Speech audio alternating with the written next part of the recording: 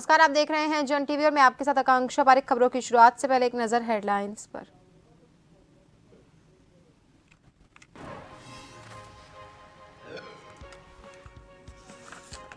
उत्तराखंड में यूसीसी पर काम पूरा, कमेटी ने सीएम धामी को सौंपा ड्राफ्ट। आरोप प्रत्यारोप का दौर शुरू, कांग्रेस प्रदेश अध्यक्ष ने साधा निशाना।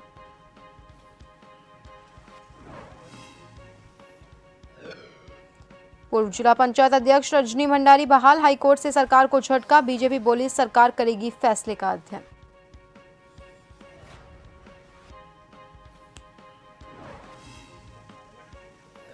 95 मुकदमों में पकड़ी शराब को नालियों में बहाया, आबकारी अधिनियम के तहत किया निस्तारित। मजिस्ट्रेट, एसडीएम और पुलिस क्षेत्र अधिकारी रहे मौजूद।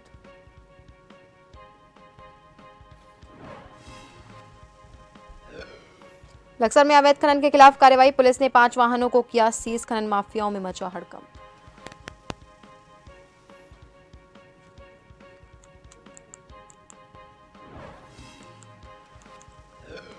और बर्फबारी और बारिश के बाद पहाड़ों में मौसम साफ, बद्रीनाथ धाम के आसपास बिछी बर्फ की चादर, सड़क बंद, सैलानियों की भारी भीड़। वहीं धूप खिले, किसानों को राहत।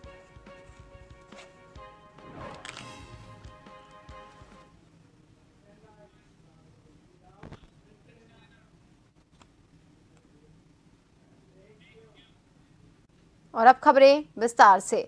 उत्तराखंड में बनाई गई यूसीसी को लेकर कमेटी का काम पूरा हो चुका है, जिसके बाद शुक्रवार को कमेटी ने अपना ड्राफ्ट सीएम पुष्कर सिंह धामी को सौंप दिया। वहीं अब समिति से ड्राफ्ट मिलने के बाद इसे शनिवार को मंत्रिमंडल के समक्ष रखा जा सकेगा। इसके बाद इसे पारित करने के लिए 5 से 8 फरवरी तक विधानसभा का सत्र भी आहूत किया है। इसके साथ ही अब आरोप प्रत्यारोप का दौर शुरू हो गया।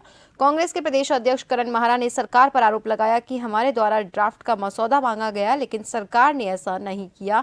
अब जब ड्राफ्ट मिल चुका है तो 24 घंटे के अंदर पक्ष और विपक्ष के विधायकों के साथ ही पत्रकारों और बुद्धिजीवियों को ये ड्राफ्ट पहुंचाया जाना चाहिए।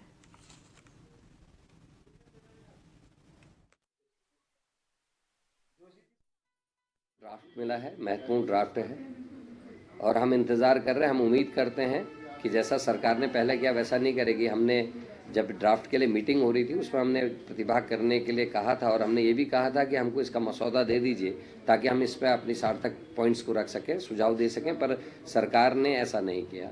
और अब जबकि सरकार को मिल चुका है तो मैं चाहूँगा कि 24 घंटे के अंदर पक्ष और विपक्ष दोनों के सारे विधायकों तक इस ड्राफ्ट को पहुंचा दिया जाए, मुख्य विपक्षी दलों तक इसको पहुंचाया जाए। यूसीसी हमारे संकल्प पत्र का आधार था और हमने जब जनता से वादा किया था कि जब हम सत्ता में आएंगे हम समान नागरिक संहिता को लागू करेंगे।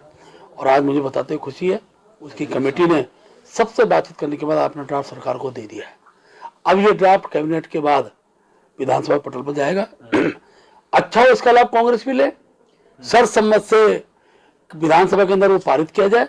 और जो चिंता कांग्रेस की है कि बीजेपी को उसका लाभ मिलेगा, तो हम तो स्वागत करते हैं। कांग्रेस के सभी विधायकों से भी मेरा आग्रह अनुरोध है, देवभूमि से ये मैसेज पूरे देश में जाना चाहिए। कॉर्बेट नगरी रामनगर का विश्व प्रसिद्ध गर्जिया देवी मंदिर के टीले में आई दरार को लेकर सांसद प्रतिनिधि इंदर रावत के नेतृत्व में एक शिष्टमंडल ने मुख्यमंत्री पुष्कर सिंह धामी से शिष्टाचार मुलाकात कर जानकारी दी। उसके साथ ही उन्होंने बारिश के समय मंदिर को प्लास्टिक से त्रिपोल से ढकने की बात भी कही और उन्हें पूरी समस्याओं से अवगत करवाया। सीएम धामी ने आपदा प्रबंधन की बैठक लेकर सचिव को आदेश दिए और इस कार्य की डीपीआर बनाने का आदेश दिया। वहीं फरवरी माह के अंत तक कार्य शुरू किया जाएगा।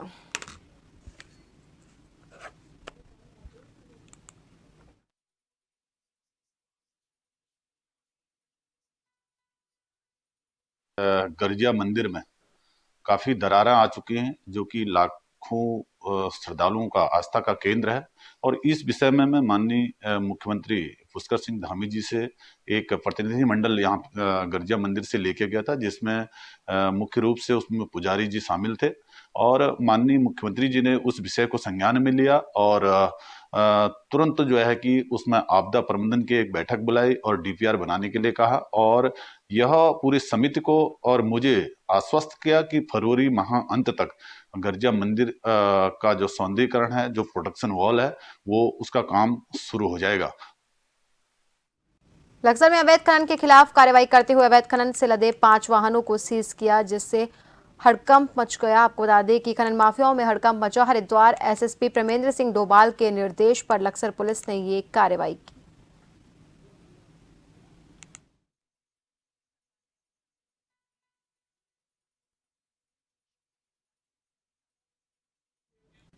हल्द्वानी नगर निगम ने खाली पड़ी फ्रूट फैक्ट्री की जमीन और भवन को अपने कब्जे में ले लिया है। ये परिसर 3.34 एकड़ में फैला है। अवैध कब्जों की वजह से अब 2.5 एकड़ रह गया। कब्जा लेने के दौरान कोई अतिक्रमणकारी इस फैक्ट्री पर दावा करने नहीं पहुंचा। उधर परिसर में अवैध तरीके से रह रहे 4 लोगों के घर खाली करवाए गए। एक परिवार को 2 दिन की मोहलत दी गई है। नगर आयुक्त पंकज उपाध्याय, सिटी मजिस्ट्रेट ऋचा सिंह, भारी पुलिस फोर्स और नगर निगम की टीम के साथ फ्रूट फैक्ट्री पहुंचे।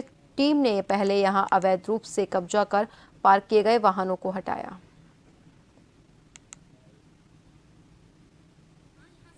राज्य सरकार के प्रॉमिस की नजूर भूमि जो कि सभी जैम फैक्ट्री बनाने के लिए लीज पर दी गई थी, समाप्त हो गई, फ्री होल्ड हुई नहीं।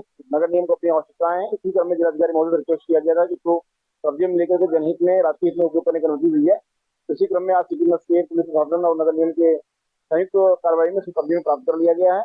इसे तारबाड़ करा के संरक्षित कर रहे हैं तो पूर्ण रूप से नगर निगम कार्यों की पार्किंग के लिए इस्तेमाल करें। लगातार आप देख रहे हैं पिछले कुछ दिनों से नगर निगम अपनी जो संपत्ति है, निगम संपत्ति जो खुर्द हो रही है, उस पर तारबाड़ लगाकर अपना कब्जा प्राप्त कर रहा है और जो लोग इसको बेच रहे हैं उनके विरुद्ध भी कार्रवाई करने की तैयारी कर रहा है। इसी क्रम में आज जो जैम फैक्ट्री है इसमें अपना कब्जा नगर निगम ने प्राप्त कर लिया है और इसमें तारबाड़ अभी मौके पर की जा रही है।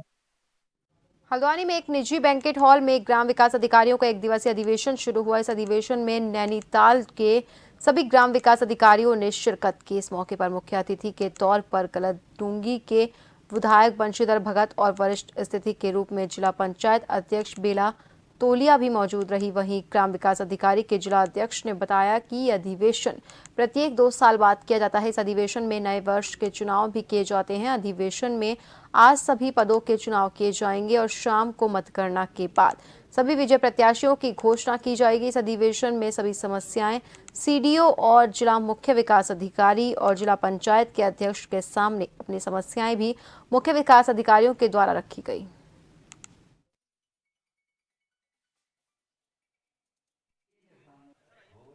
जनपद कार्यकारिणी का 2 वर्ष का होता है। 2 वर्ष के उपरांत हम जो अधिवेशन होता है, हम उसके प्रथम पाली पे हमारे जो सांस्कृतिक कार्यक्रम और जो विकास खंड स्तर पर जो बेस्ट परफॉर्मेंस जिसने ग्राम विकास अधिकारी ने अपने कार्यों के दिया होता है, उनको पुरस्कृत किया जाता है और जनपद स्तर से 3 ग्राम विकास अधिकारियों को यहाँ सम्मानित किया जाता है। जिला कदा सभी कर्मचारियों की अपनी यूनियन होती है, वो समय समय पर उसका अधिवेशन करते हैं और उसमें द्विवार्षिक अधिवेशन है, उसमें चुनाव भी होते हैं। आगे के लिए अपने पदाधिकारियों को चुनेंगे और उत्कृष्ट कार्य करने वालों को पुरस्कृत भी करेंगे। बर्फबारी और बारिश के बाद अब पहाड़ों में चटक धूप खिल चुकी है। देर शाम पहाड़ों में कुछ इस तरह से मौसम का मिजाज बदला कि ग्रामीण इलाकों में बारिश और बर्फबारी भी देखने को मिली। वहीं पहाड़ों में मौसम साफ हो गया, लेकिन कड़ाके की ठंड भी महसूस की जा रही है। तो वहीं बद्रीनाथ धाम में तकरीबन 1 फीट के आसपास बर्फ की चादर बिछ गई और सिखों के सबसे पवित्र तीर्थ स्थल में हेमकुंड साहिब में तकरीबन 2.5 फीट के आसपास बर्फ की चादर बिछ गई।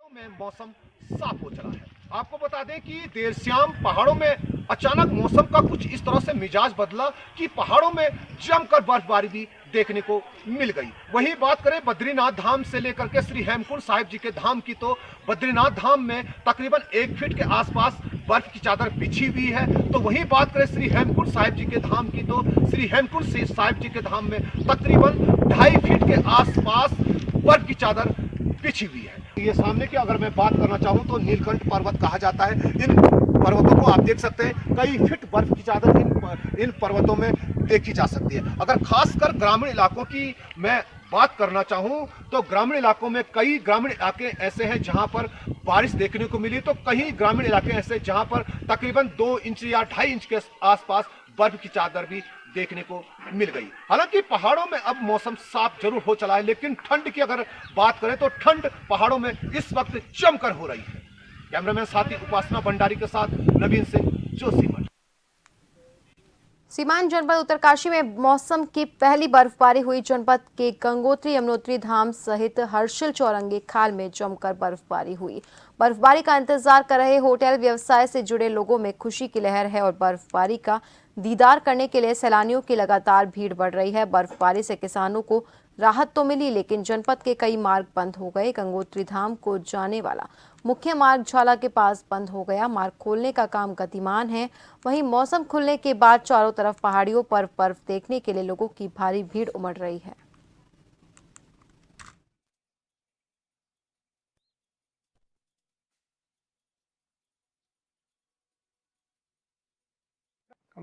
इस वर्ष की पहली बर्फबारी हो रही है, जो कि यहाँ के काश्तकारों के लिए और यहाँ पे जितने भी किसान खेती करते हैं सेब की, उनके लिए एक बहुत ही अच्छा जो है दिखा रहा है। और हम लोग भी यहाँ पे आए हैं। चौरंगी खाल में काफ़ी अच्छी बर्फबारी हो रही है। इस 2024 की पहली बर्फबारी फरवरी में हुई है। लोग यहाँ पर बड़े परेशान थे कि बर्फ़ नहीं गिर रही है। दिसंबर में ही बर्फ़ गिर जाती है, पर इस बार बर्फ़ नहीं गिरी, जिससे यहाँ पर व्यवसाय भी आजकल नहीं चल रहा था। अब उम्मीद जगी है कि अब यहाँ पर व्यवसाय एक महीना बहुत अच्छा चलेगा। बहुत पर्यटक आएंगे, सैलानी आएंगे, नचकेता ताल जाएंगे, यहाँ पर खाल ऊपर खाल बुग्याल है, वहाँ जाएंगे। और बराबर आज रात से बर्फबारी बराबर हो रही, अभी भी हो रही है। और अब जो है यहाँ पर जो है व्यवसाय का ठीक चलेगा, होटल वालों का। पिथौरागढ़ के उच्च पर्वतीय क्षेत्र सहित पर्यटन क्षेत्र मुनस्यारी में जमकर बर्फबारी हुई। मुनस्यारी बर्फबारी देखने के लिए दूर दराज से सैलानी पहुंच रहे हैं। वहीं निचले हिस्से में जमकर बारिश होने से किसानों को फसल को लेकर राहत मिलती है। करीब 12 बजे बाद क्षेत्र में धूप खिलने से लोगों के चेहरे खिले हुए हैं।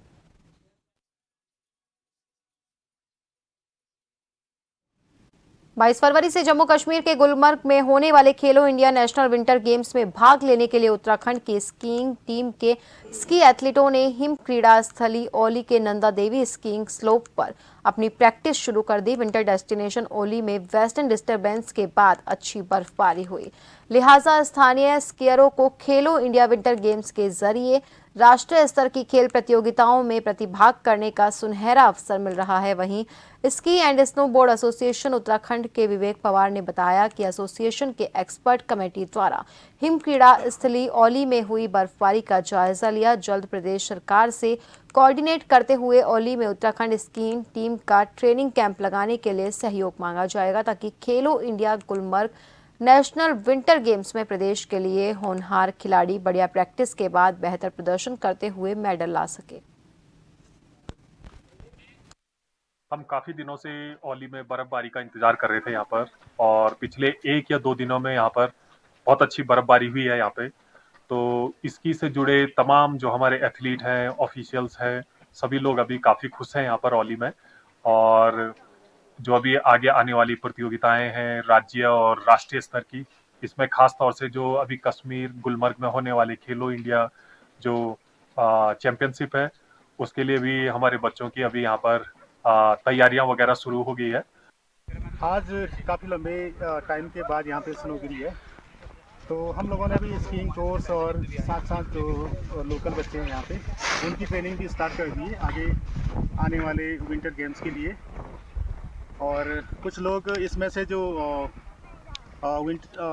खेलो इंडिया में भी पार्टिसिपेट करेंगे और कुछ नेशनल गेम्स के लिए तैयारी कर रहे हैं। और सारे बच्चे काफ़ी खुश हैं। और अभी आप देख सकते हैं चारों तरफ लोकल स्कीयर। और मैं अल्पाइन सीनियर टीम की स्कीयर हूँ, और आज से हमने खेलो इंडिया के लिए तैयारी करनी शुरू कर दी है। और आज ही यहाँ पे स्नोफॉल हुआ है, तो आज से हम अपनी तैयारी कर रहे हैं। फिलहाल के लिए खबरों में रुकेंगे एक छोटे से ब्रेक के लिए।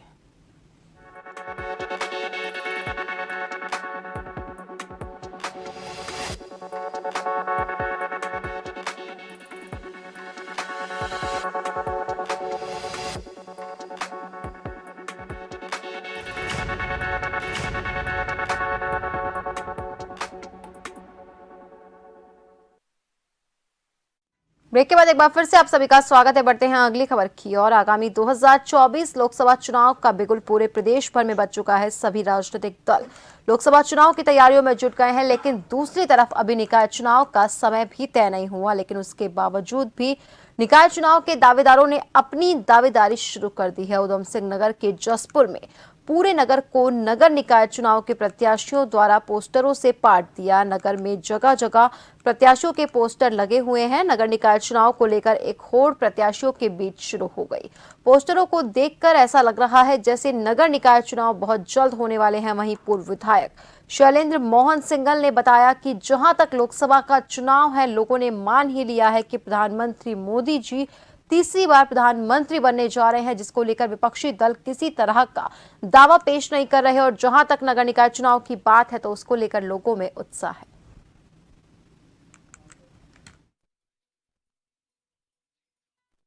जहाँ तक लोकसभा का चुनाव है, लोगों ने मान ही लिया है कि माननीय मोदी जी तीसरी बार प्रधानमंत्री बनने जा रहे हैं, भारतीय जनता पार्टी जीतने जा रही है।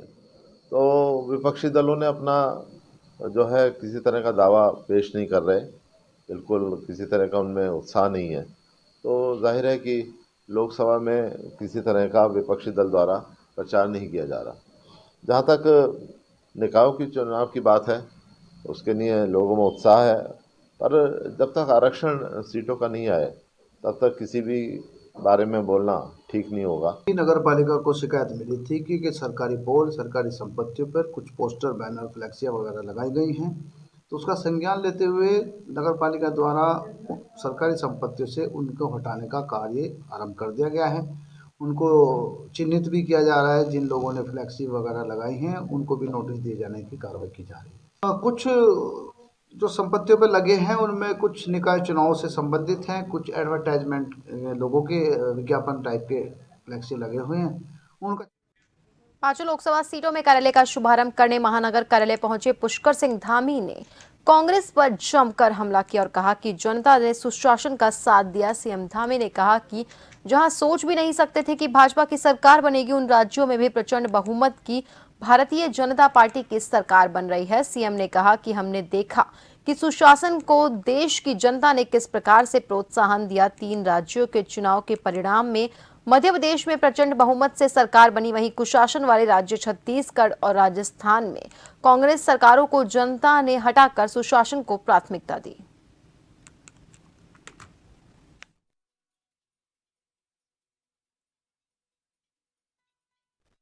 भारतीय जनता पार्टी की सरकार बनेगी, उन राज्यों में भी प्रचंड बहुमत की भारतीय जनता पार्टी की सरकार बन रही है।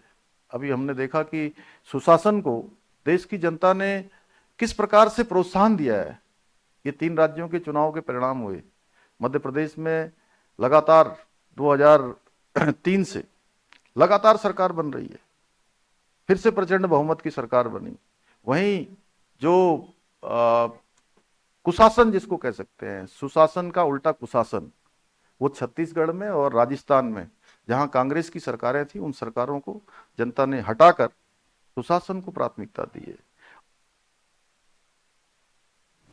हाईकोर्ट ने पूर्व जिला पंचायत अध्यक्ष रजनी भंडारी को बहाल कर सरकार को झटका दिया। दरअसल हाल ही में हाईकोर्ट में पूर्व जिला पंचायत अध्यक्ष चमोली रजनी भंडारी द्वारा साल 2012-13 में नंद राज्योत यात्रा के दौरान की गई अनियमितता की जांच को रोकने के लिए दायर याचिका पर सुनवाई हुई, जहां हाईकोर्ट ने जांच पर रोक लगाते हुए रजनी भंडारी को बहाल कर दिया, जिससे रजनी भंडारी की बड़ी जीत हुई। आपको बता दें कि जांच के बाद सरकार ने उन्हें बर्खास्त कर दिया था, जिसके बाद रजनी भंडारी ने अपनी याचिका में सरकार के 25 जनवरी के आदेश पर रोक लगाने की मांग की थी। वहीं इस दौरान रजनी भंडारी की बहाली पर अब कांग्रेस प्रदेश अध्यक्ष करण माहारा का कहना है कि सरकार केवल दमन की कोशिश कर रही है। वहीं भाजपा के प्रदेश प्रवक्ता वीरेंद्र बिष्ट का कहना है, जिला पंचायत को लेकर जो न्यायालय से मार्गदर्शन प्राप्त हुआ है, सरकार उसका अध्ययन करेगी।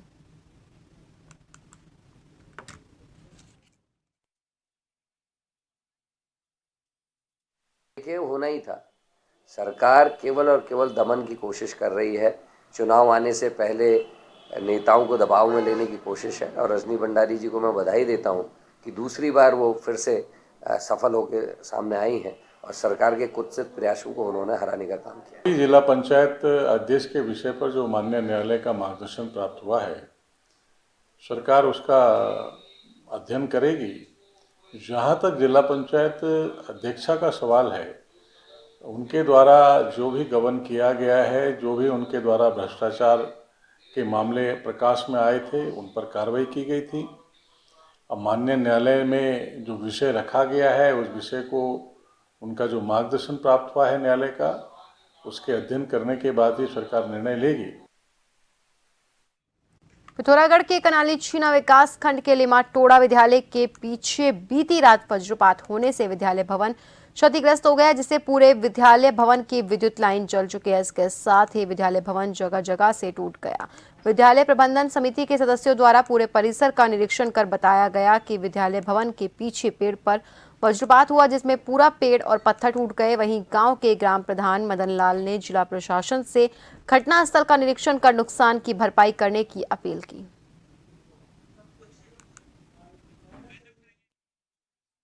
कल रात हमारे राजकीय प्राथमिक विद्यालय लिमाटोड़ा क्षेत्र कनाली छीना के विद्यालय भवन के पीछे जो पेड़ है उस पर आकाशीय बिजली गिरने से वज्रपात की घटना हुई है, जिससे पूरे विद्यालय में कई चीज़ें क्षतिग्रस्त हो गई हैं, जिसमें पूरी बिजली की लाइन ध्वस्त हो चुकी है और जलकर भस्म हो गई है।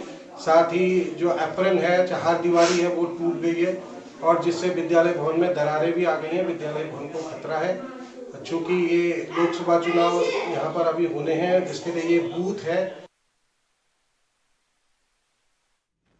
और फिलहाल के लिए खबरों में बस इतना ही। बने रहिए जन टीवी के साथ। नमस्कार।